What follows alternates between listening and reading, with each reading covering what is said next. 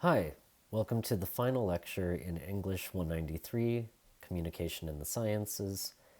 Today we're talking about visual communication and what makes a good infographic. This relates directly to your final project in the course, which is to create a research poster, and an infographic shares many of the same qualities, at least in terms of a successful model for visual rhetoric and making communication and information presented in a visual way the most effective that it can be. First, let's pull this word apart a little bit and think more about what we need to accomplish when we make an infographic. An infographic does what its hybrid roots imply. So, info from information and graphic, which is another way of saying a visual communication format. So, information that's displayed in a visual way, but we can also think more specifically about this as a more simplistic, even abstract visual way, using symbols, icons, and very simple illustrations. Infographics come in many different forms. We interact with them in actually multiple ways every day that may be very subtle but are nevertheless present. For example, charts and diagrams, both in a scientific context and outside of one, data visualizations, instruction manuals, especially the visual portions that tell us, where the screw or the bolt goes without needing to use written language to do so. Signage, of course, is often uses a directional mode and different perspectives of a space combined in a map-like way. So wayfinding and signage often is kind of the most practical format in which you'll encounter an infographic. And then lastly, pertaining especially to us, educational materials like research posters, but also any sort of textbook content or encyclopedia entry that supplements its content with visuals in order to make the communication more effective. So, what makes an infographic actually good, both in terms of looking good, but also effectively communicating and not being frustrating to the person who's looking at it and trying to digest the information? In order to accomplish that, we have to have a balance between two different goals. One is to establish a visual path that leads the viewer through the composition of the infographic, successfully sequencing one part of the composition to another, moving the viewer from one piece of information to another in a strategic way, and then also balance that with visual hierarchy, which means that it seems that there's a logical structure and a reasoning behind the way that things appear. So examples of this we'll get to in just a minute or so, but visual hierarchy often has to do with three simple things: shape, scale, and proximity. And the way that things appear, we often like them to seem pyramidic. So like a pyramid where there's one focal point and it's very clear, and then we work our way down from that in levels to the things that have less amounts of emphasis, that appear smaller perhaps, less dramatic in the composition, and we know that to be less important information. Let's concentrate on visual paths just for a moment. So as I said, this is creating a suggested pathway for the eye to follow through a composition.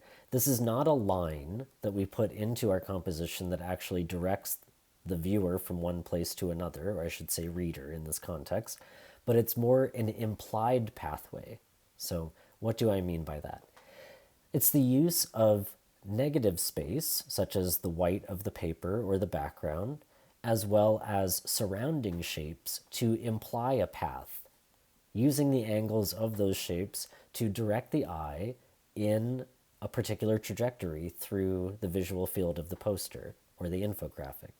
So this is a way to use graphics and place them in a way that actually kind of creates a bit of a roadmap through the space of the total composition. And that can be very useful because the reader/viewer will feel that in the same way that they progress on railroads and highways, that there are clear borders to how they should progress through the visual field.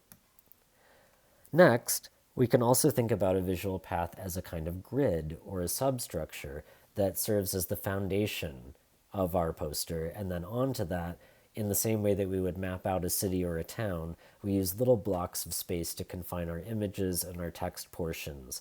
And we can also create a sense of direction and pattern, which then gives us a sense of regularity. So if I do things in a pattern, the viewer/reader knows that the information is structured in a repeating format.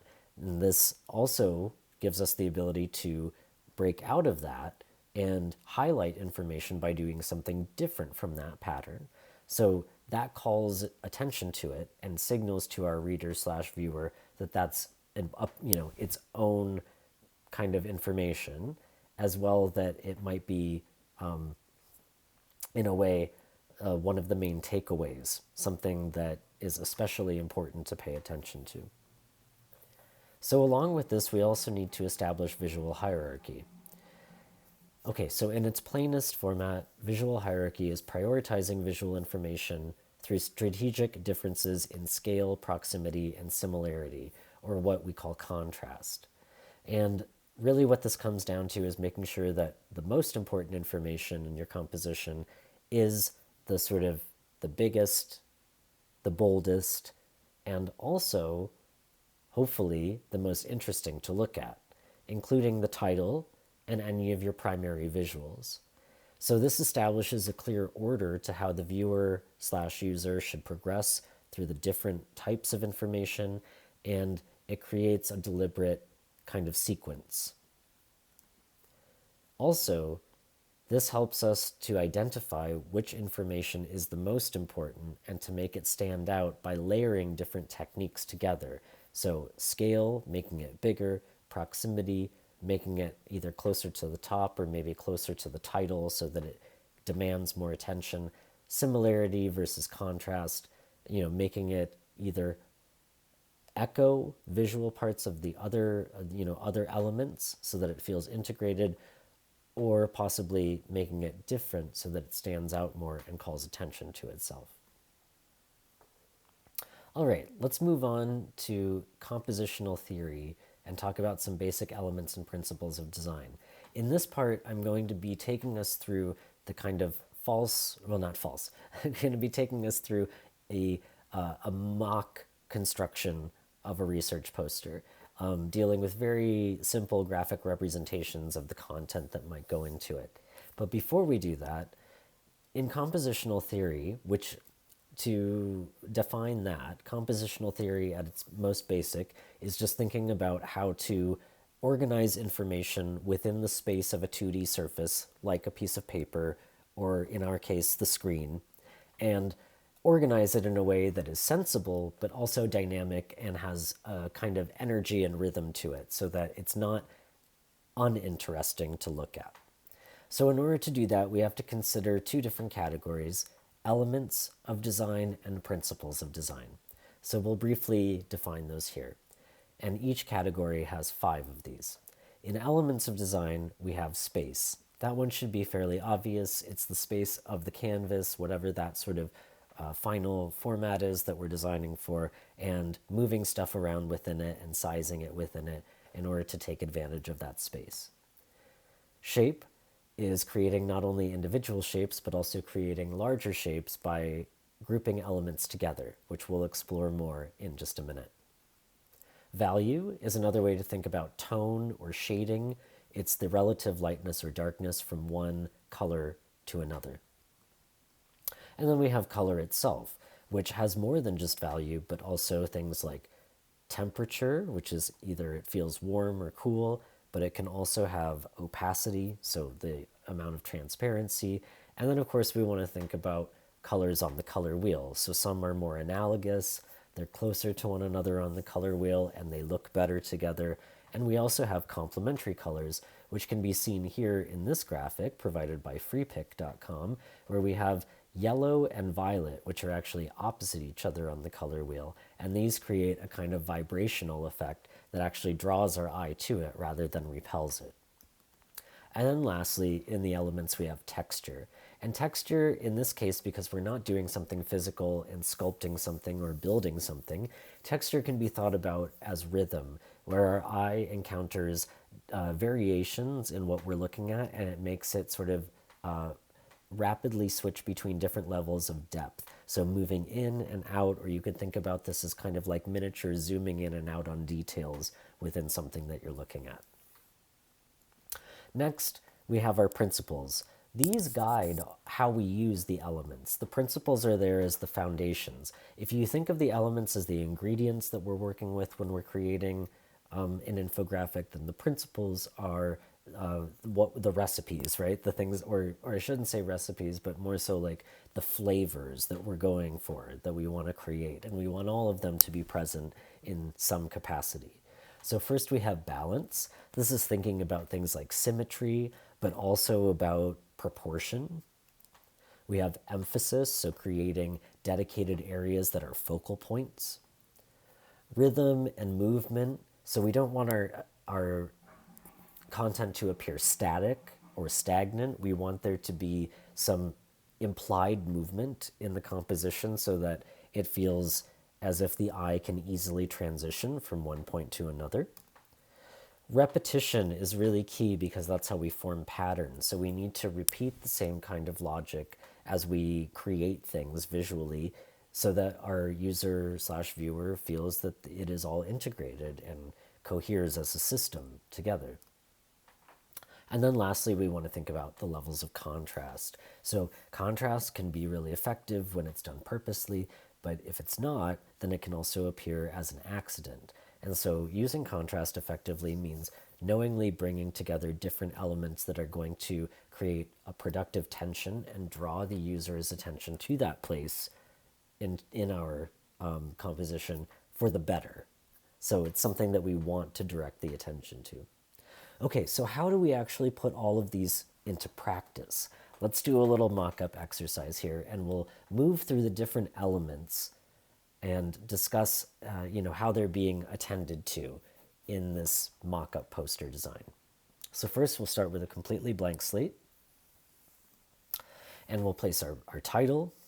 We probably have a subtitle, so we'll center that underneath our author information. We've got our abstract or introductory paragraph, our main image, which we want to be big, so it's really commanding, taking up space, and then some supplementary information, a couple more images, some supplementary and discussion, and then our works cited. Okay, so we've got a poster here, but now let's look at the visual aspects. First of all, we have some uneven spacing going on here. And we really need to think about space in terms of taking up the most that we can and using it the most effectively that we can. So we have extra room down here, and this is very tight. Really, we want this to stand on its own as the title information and have a bigger margin in between. And also make sure that our margins are equal. So we're going to think about vertical space and using that more effectively, and also establishing more space between different types of information, so that they don't appear to merge together and possibly confuse our reader. So we'll make those adjustments. We'll put more space in between, both on top and bottom, so the author information is isolated. Then because of proximity, the subtitle and the title are logically more connected to one another. And we've spaced things apart in the body of our poster in order to think more about, really spreading out and kind of taking advantage of all of that real estate. So we can see also that we're trying to emulate, you have the same width here for this margin as you do here, so there's a logic there, and the same amount of space here as here. However, we still have this area over here. Our image is really much closer to the right side than it is to the left, and the longer that we look at it, that unevenness, it seems imbalanced, and it also makes us question, why is it that way? So let's center it. And also, let's make more effective use of this bottom portion by saying, okay, this information on top in this image can live in their own column, and we'll line it up here so that we follow this sort of implied vertical line from the introductory section on down. And then we'll also split this information off into its own column, creating more sort of quote unquote rivers and channels of negative space. And this helps to lead the eye down and through our composition. So we'll change it here. And also think about creating images that are shaped in the same way but just reduced down in size so that it's one little variation in a system. Again, thinking about everything having a relationship on the page and being connected to each other in that way. All right, let's talk more about shape here. First of all, what I was seeing earlier in terms of implied shape is that all of your elements on the page create kind of invisible shapes. So if we think about this reverse pyramid structure of our title, our subtitle, and our author information, it's creating a triangular shape that really leads us down into the main information, which is great. We don't need to change that at all. That's working fine. We also have this nice kind of triangular rhythm that's established through the placement of our images, and between them is squeezed this kind of curving S shape that takes us from the important information down and around and ultimately down to the bottom of the page, but it kind of keeps us circling back because of this triangle as well. This is called a visual flow, when we don't exit the page at any particular point and we also don't feel like it dead ends anywhere. So having a kind of a structure, but also a circular sense of flow to the composition is an asset. We really want to strive for that. So how can we accent that? Well, one of the ways is maybe even changing the outlying shape or silhouette of our image to accent that. So I'm going to curve off this angle and give that curvature more emphasis, and also move my title information, my author information over so that everything is kind of sloping in, and I'm creating more asymmetry by leaving more negative space up in this corner. That will do two things. It will make the use of the space more dynamic, but it will also create a larger kind of triangular silhouette that gives stability to it, even though I'm using less, I'm distributing my elements less in this portion of the composition. So let's see what that looks like. So much more space given to the image, although we're cropping it in a circular form. But key is that I'm also adjusting my text here to follow that curve. And so here I enter on the title, I move down in the size of my information, continue through the shape, move down, and then I still am pulled over by the difference. So we no longer have the similarity of the rectangle to the rectangle in terms of the silhouettes for the image. I move over to observe that as long as this rectangle is above this one takes precedence. So there's still this kind of essential zigzag motion through the composition. And because both of these columns are still using the same kind of basic visual attributes, there's no, opposition or unproductive level of contrast between them. Okay, so now we have this kind of curve and flow and slide into the content. We've divided it up in interesting ways. We've got all of our essential elements. Now let's think about how to create depth.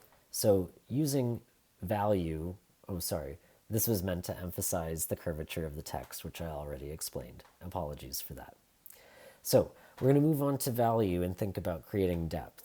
So I'm going to use repetition here in my principles to help that feel anchored within it. So I'm going to mimic this circular shape that I've created and add two more in varying sizes that are a very carefully judged level of transparency in the color so that it's not interfering with the readability of this text. And I'm also thinking more about my principles here in terms of rhythm and movement. Shapes that are going to help subtly in the background keep moving me down and maybe even accenting more this left side column, which gets a little bit less attention once we create this kind of curving, channel of negative space and flow over to the right side of the composition. I'm going to also add some value to my works cited, and this creates a nice ground to my composition so that it feels like there's a center of gravity where things are kind of, they are floating, but they're eventually moving down in scale and shape towards this kind of baseline. But I also can use value to distinguish between levels of importance. So this now looks like the same level of importance as the information up here, which isn't particularly helpful. So I'm going to make this a little bit lighter so that it fades a little bit more into the background per se.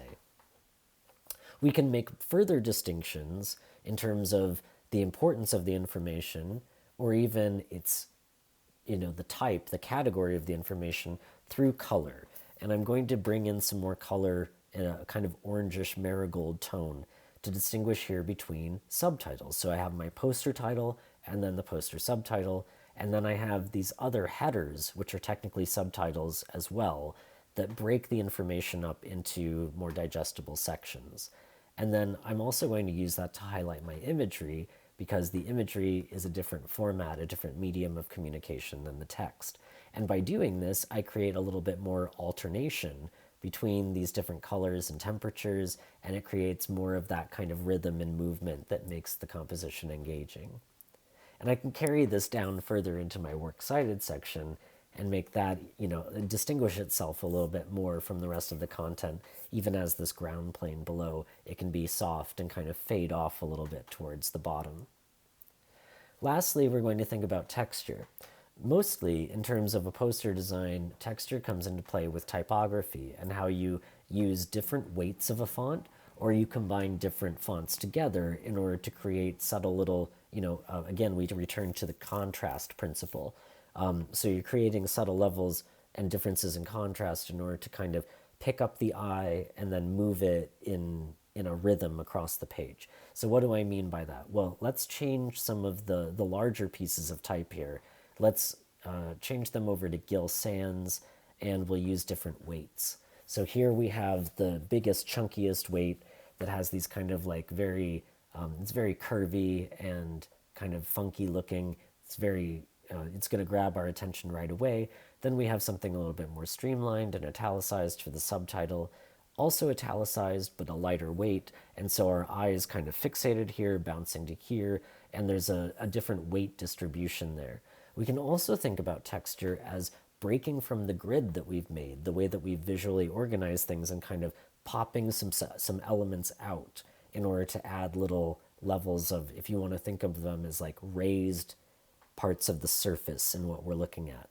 So here I'm going to take my two images as well as the lines of text that are there, those paragraphs, and I'm going to move them and break the margins a little bit.